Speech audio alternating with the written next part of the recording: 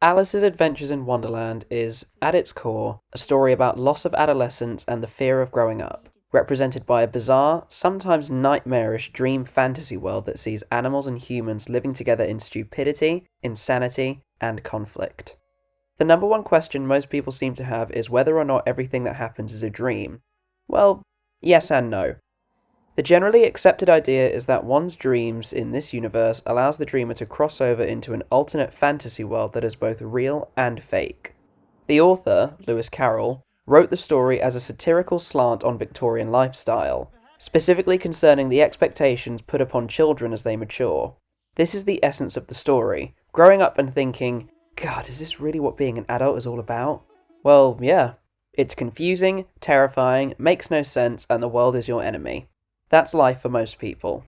That essence is exactly what producer and director Jonathan Miller focused on in his mildly controversial 1966 BBC television play adaptation.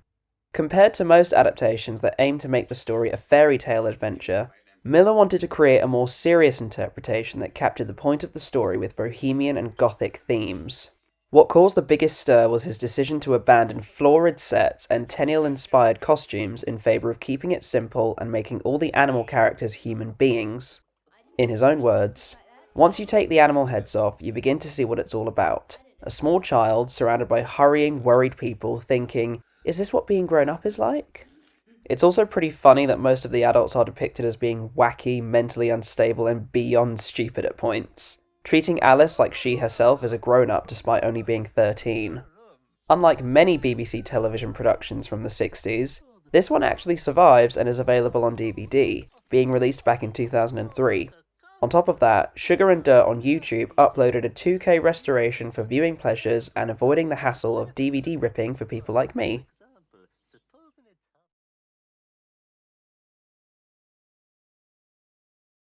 Shot entirely on black and white 35mm film for both location and studio work, the play was filmed in a variety of places. Interiors were filmed at Netley Hospital, a mid-19th century building. Also known as the Royal Victorian Military Hospital, Netley Hospital was the world's longest building at the time it was completed, and was demolished shortly after the play finished production. Beach scenes with the griffin and the mock turtle were filmed at Pet Level in East Sussex.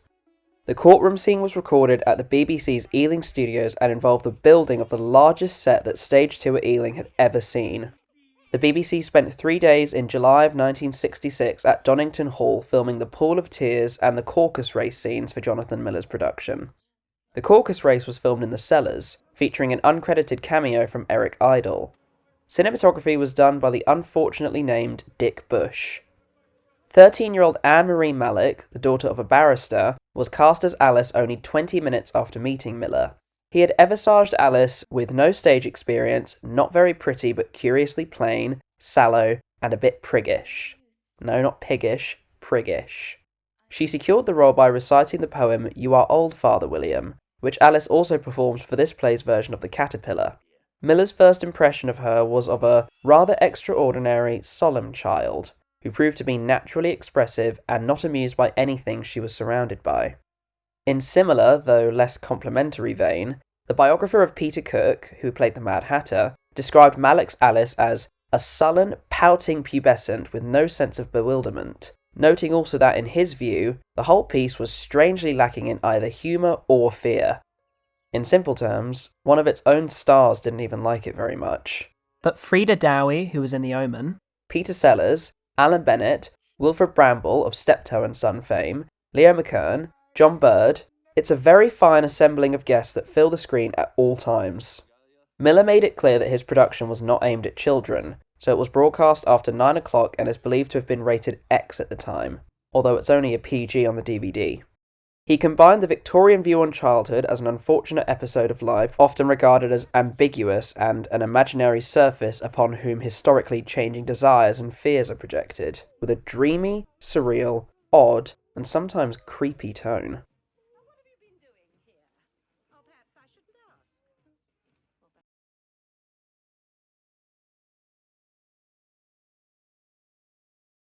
The play begins suitably solemnly with a shot of Alice peering through some leaves as her voiceover recites a poem.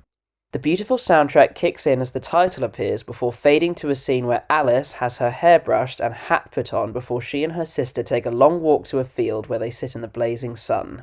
While Alice's sister reads, Alice seemingly falls asleep, only to wake up with her sister missing as she spots a curiously dressed man. She follows him through a tunnel as opposed to falling down a hole at the bottom of a tree like in the other adaptations, sticking to the naturalistic feel. What follows is a really well shot and trippy sequence where she chases the man through a seemingly endless building, its long hallways and billowing white curtains substituting the hole she falls down in the book. She stumbles across a small door with a jolly looking park on the other side, a drink that causes her to shrink, and a tart or some kind of pie that causes her to grow. Throughout most of the first half or so of the play, Alice's dialogue is almost completely internalised, emphasising the dislocated effect of a dream, during which she tends to question who she is and what she can remember about herself, not being able to decide what size she prefers to be. She doesn't even say her own name verbally until about 40 minutes in. It's an interesting way of conveying her personal struggles and adds to the tone, although it did make me think she was schizophrenic at points. She comes across a group of weird people who constantly go, yes, yes, yes, yes, yes, yes, yes, yes.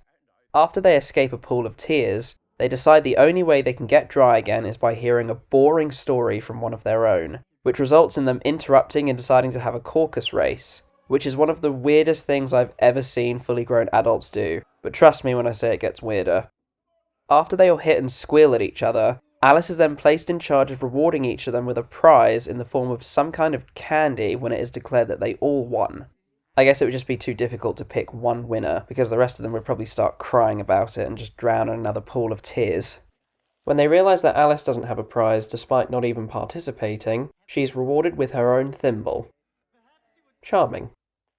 Alice then finds herself in some kind of strange house where she hears a voice constantly speaking to her before reflecting about her fears and confusions, creepily brushing her mental hair over her face, like the girl from The Grudge. That's another thing. Anne-Marie's hair is so large, long, and wacky that she has to constantly flick it out of her face. Whether that was scripted or improvised is beyond me, but it adds to her sometimes snarky and rude attitude. She grows and shrinks some more before running out of the house after an unseen force throws several cakes at her. She then sees several weird people outside who I presume were the ones throwing things and takes off, running past caged barking dogs and through an abandoned looking greenhouse while the great music plays in the background. She encounters this version's interpretation of the smoking caterpillar, having a slightly tense back and forth and outwardly expressing her feelings to another character for the first time. She doesn't talk a lot of sense in a way where even she realises it, but the caterpillar who is working on a pretty cool model advises her against being short-tempered and speaks to her about her fears in changing size, which is obviously a metaphor for him advising her she'll get used to growing up. When she struggles to recite "You are old, Father William" accurately, she seemingly freaks him out a little bit, especially when she suddenly shrinks and grows again.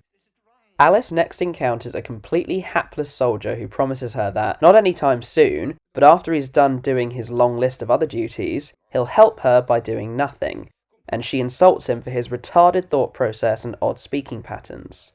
While all this is going on, a couple can be heard screaming and shouting on the other side of a door, with glass shattering, a baby crying, and metal clanging.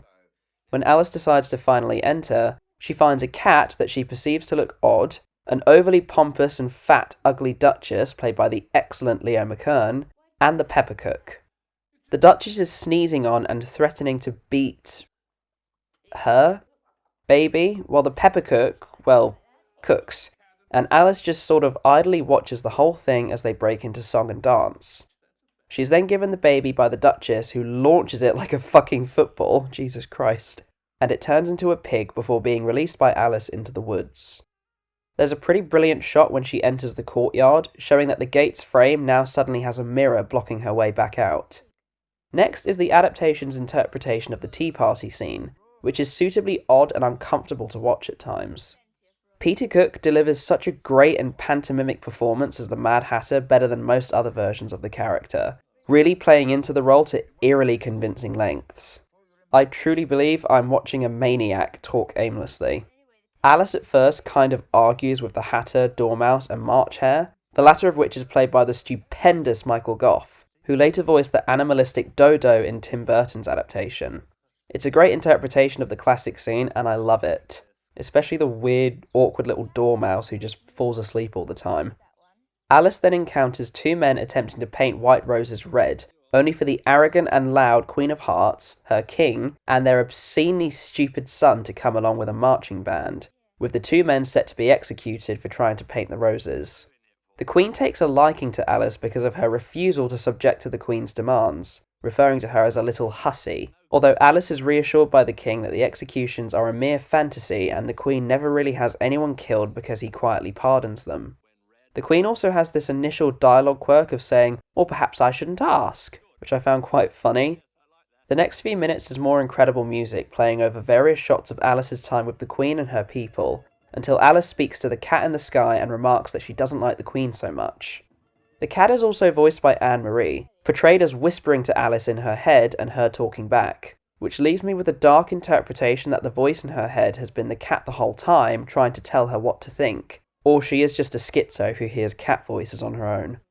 The Queen dislikes the giant cat head and demands it be beheaded, only for the executioner, played by David Batley of Willy Wonka and the Chocolate Factory recognition, to point out that doesn't make any sense. Alice then reunites with the Duchess, who, completely unconcerned about her missing baby, suggests that Alice go and visit the mock turtle before being scurried off by the Queen, who threatens to behead her. The Duchess childishly insults the Queen and takes off with the two little people. On the beach, the mock turtle tells Alice stories of his 10-hour-a-day boarding school, followed by him and the griffin childishly dancing in the water while Alice follows and watches. This is followed by a lavish courtroom sequence, where an impatient Alice takes it upon herself to make notes while the King and Queen initiate a stolen tart trial. The Hatter and his two roadies put on another appearance, and Cook is unsurprisingly still delivering an excellent performance. The beautifully shot sequence ends with Alice objecting to the Queen's verdict before the Queen goes fucking mental, screaming to have their heads chopped off. Alice finally wakes up and silently leaves the field with her sister, reciting another poem in her head. The credits roll, with illustrations from the original book used in them.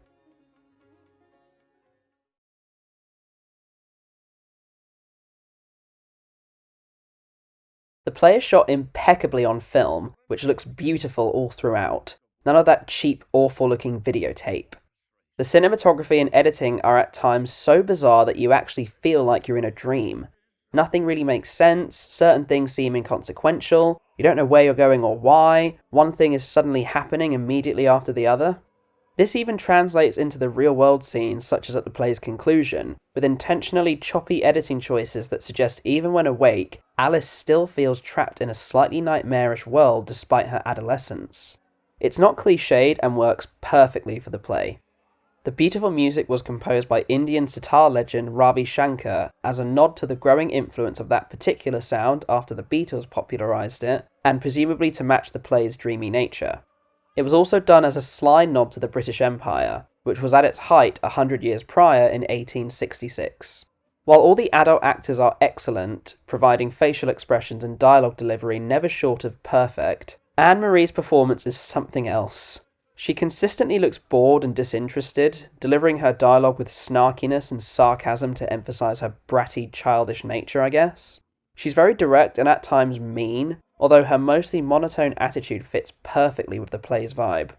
It's interesting to note that after the play completed production, she returned to obscurity, leaving acting and becoming a banker.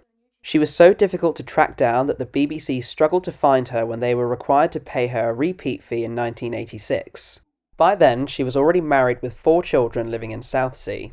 She's still alive, and while admitting she was proud of having done the play, she just never had any interest in an acting career. But she did return to the screen in 2012 to speak with Miller about the play during a retrospective of his career, the first time they'd seen each other in 46 years. She recalled not being awed by the distinguished cast because her parents knew a great many people who had considerable achievements on their own right. The locations are beautiful, and the set design of the court is nothing short of immaculate, making its technical feat all the more worth it. The DVD I own is of very high quality, but it has no booklet and lacks any special features such as interviews and production stills. It's still a great thing that this play survives and can be enjoyed and watched by all for years to come. I would give it an 8 out of 10 if I had to rate it, which I have, and strongly recommend it to any fans of the book. As I mentioned earlier, you can also find it on YouTube, which, I mean, why? Before we continue this video, I wanted to take a moment to tell you about today's sponsor, NordVPN. NordVPN is an incredible...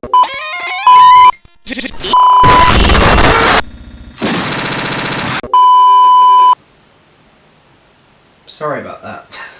So listen, some of you may or may not know, but on this channel I've been producing and releasing my own audio stories, radio play type things, whatever you want to call them, horror stories, under the banner Weeknight Horror, an anthology of serialised horror stories. This is my primary passion and I enjoy doing it very, very much, almost as much as I enjoy making videos like this, talking about old media like Day of the Triffids, Supernatural, late night horror. I also do write some poetry and perform it with a band, which, yes, I know poetry is a bit hit or miss, but I like it. So in an effort to try and further make some career out of it, I've decided to create a Substack account. Substack is basically a website and app, or website/app I guess, where you can post essays, reviews, photographs, poetry, short stories, novels, online, with the option that the people that subscribe to you can pledge money to support you, be it monthly, yearly,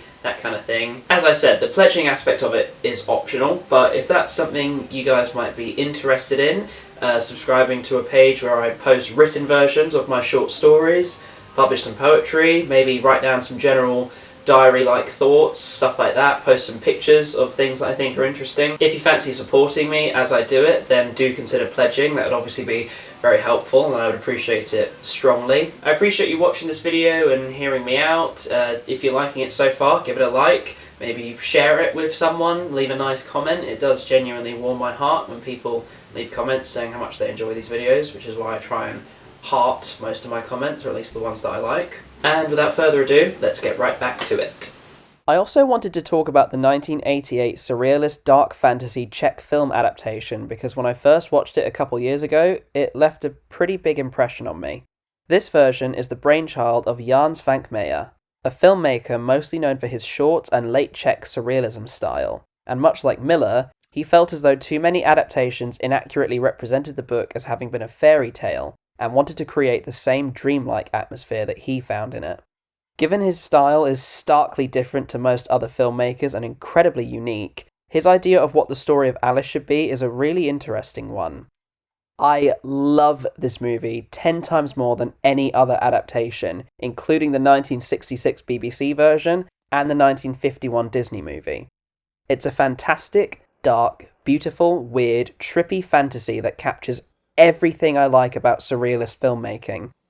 It's one of the most creative and visually distinct films I've ever seen, particularly when it comes to the set design and appearances of the inhabitants of this twisted and evil version of Wonderland, who are dead stuffed animals, wooden puppets, wind-up toys, living objects such as food and socks, paper cutouts, and dolls. Similar to the 1966 version, there's no conventional narrative by any means, and the whole thing does feel like a child having some kind of nightmare, with a dreamy and uncomfortable vibe throughout the entire thing. It's shot beautifully, particularly the opening scene, which has the most breathtaking river in the sunshine shot I've ever seen. The stop motion is incredible, with its jerky and unnatural movements complementing the darker tone, and the way it blends in with the real-life Alice is done extraordinarily well. An interesting narrative choice is Alice being the narrator, with every character's voice being supplemented by her speaking on their behalf, accompanied by a close-up shot of her mouth. For example, whenever the Queen of Hearts says, "Off with their heads!" Alice's voice says it, and this is followed by a shot of Alice's mouth as she says, "Said the Queen of Hearts," in Czech. I can't speak Czech. It cements the idea that this is all in Alice's mind, and given that her room looks like something out of a goth's fantasy, it's understandable that she would have such a vivid nightmare. In fact, most of the things that happen are direct references to things that can be found in her bedroom, such as the dolls, the white rabbit, the cups of tea, and the Queen's tarts. Pretty creepy stuff. One thing I also want to point out is that the sound design is phenomenal. Every single little thing in this world has some kind of noise, no matter how insignificant or subtle, really making the world feel alive and natural. It's clear from the get-go Alice is a very bored child, spending most of her time throwing stones into the river and her cold cup of tea. As soon as he breaks free, gets his cute little suit out, smashes the glass, and runs across a magically appearing muddy field where a desk lies in the middle, Alice makes chase. Climbing into the desk in a really incredible shot, and winding up in some kind of cellar where she finds the rabbit eating the sawdust material that he is also made of. A cool little detail is that as she crawls along the tunnel, all the shit that was in the desk is on the floor, as it slowly transitions into being a different area, much like how the field just suddenly appears in her bedroom. It's really creative. A running gag is that he keeps getting out his pocket watch from inside of himself and dusts it off, or even licks the sawdust off of it, at one point even rubbing butter off of it that the wind-up March hare spread on it when the rabbit wasn't looking. She winds up in some kind of elevator and almost eats this chutney-looking stuff that has a pin in it, falling through a roof into a bare room with a giant pile of leaves before the ceiling magically patches itself up. This leads to the film's version of the shrinking and growing sequences, which is executed in a very great way, beginning with all the leaves being sucked into the desk and Alice finding a pot of shrinking ink that she drinks, as well as a tart on the floor that helps her grow. It's a really imaginative and hauntingly beautiful sequence when the leaves are all going back into the desk. Failing to catch the rabbit through the little door as he refuses to wait for her, Alice causes the room to flood with her tears before some rat tries cooking on her forehead. She later finds the same rat lying dead, its little treasure chest still tied to its tail. She then shrinks into a doll after eating another tart, resulting in her being swept away down a river. The white rabbit finds her and confuses her for someone else as he demands she get his scissors from a wooden blockhouse. She stops the rabbit from entering the house, and has a fight with him and his goons, almost killing one of them in the process. The whole sequence is fun and even got a light chuckle out of me from the rabbit at points. It felt a tiny bit Buster Keaton-ish the way that Alice beats him the first couple of times. She manages to escape but is turned into a giant doll after being thrown into some boiling white liquid by the gang. When she breaks out of the doll frame, Alice finds herself stuck in a room of living, potentially deadly food items, including a tin that has cockroaches, pastries that grow nails, living raw meat, and moving eggs, before she finally finds a key in a sardine can. You know, one of those old ones where it had a pin attached that you just sort of turn and it folds up as it goes along? It's really clever. She then finds herself in a strange room where living socks burrow in and out of the ground like sandworms, encountering a really creepy looking sock with false teeth that serves as this version's interpretation of the caterpillar, offering her much the same advice as other adaptations regarding her temper and telling her what the pieces of wood she chops off of his seat do. When the caterpillar retires in a really gross and weird fashion, Alice's socks gain a life of their own and attempt to abandon her, but she stops them and puts them back on, quickly taking off. She tests the pieces of wood on some trees, discovering that whenever she bites one, something shrinks, and whenever she bites another, it grows. She finds a tiny building shaking and jumping around violently as a baby's cries are heard, and kitchen bowls and cups violently fly out and shatter. Alice grows the building, being rewarded with an invitation from the Queen and a baby that turns into a pig. She has another little back and forth with the white rabbit beforehand, and I love the depiction of the ugly Duchess as a leaping frog obsessively trying to catch every fly in the area. She attempts to chase it but winds up at the Mad Hatter and the wind-up March Hare's tea party, where much the same insanity ensues but 10 times crazier. The March Hare butters watches, the Mad Hatter puppet drinks tea grotesquely and moves chair every time in order to get a fresh cup that isn't dirty. Some weird ferret-looking thing cleans the cups by licking them before slithering back into the teapot.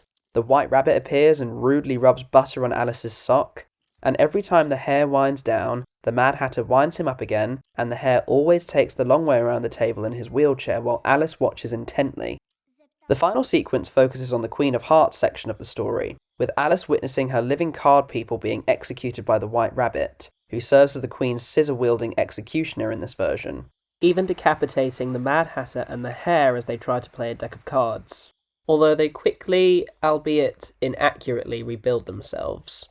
When trying to play croquet with flamingos, the Queen orders more executions and Alice's flamingo turns into a chicken, as do the others. The pincushions also turn into living hedgehogs, and Alice is told to memorise lines from a booklet by the White Rabbit, although she doesn't know what reason for. Before she has any time to think about it, Alice is put on trial for eating the Queen's tarts and keeps going off the script she has been given, angering the King of Hearts. I think this does satirise Victorian law a lot more heavily than the BBC version does, with the jury and judges essentially finding the defendant guilty without even considering it. She protests the ridiculousness of it all, eating a tart and being cheered by the crowd watching from the window, before the White Rabbit can decapitate her as she bugs out with her head morphing into other characters' heads. She wakes up, realising that everything is as she left it. It is darkly implied at the end that this fantasy lives on in Alice's head, with the stuffed White Rabbit that escaped still missing and the glass case shattered, with her promising to cut off his head with the scissors when he gets back as a punishment for being late. Alice gets a 10 out of 10 from me. It's a mostly visual and extremely entertaining journey through a warped and twisted reality that's presented as an amoral dream where only Alice is the point of focus. I strongly recommend checking it out and buying the DVD or Blu-ray because it is a beautiful film that, for me, serves as the definitive adaptation of the novel.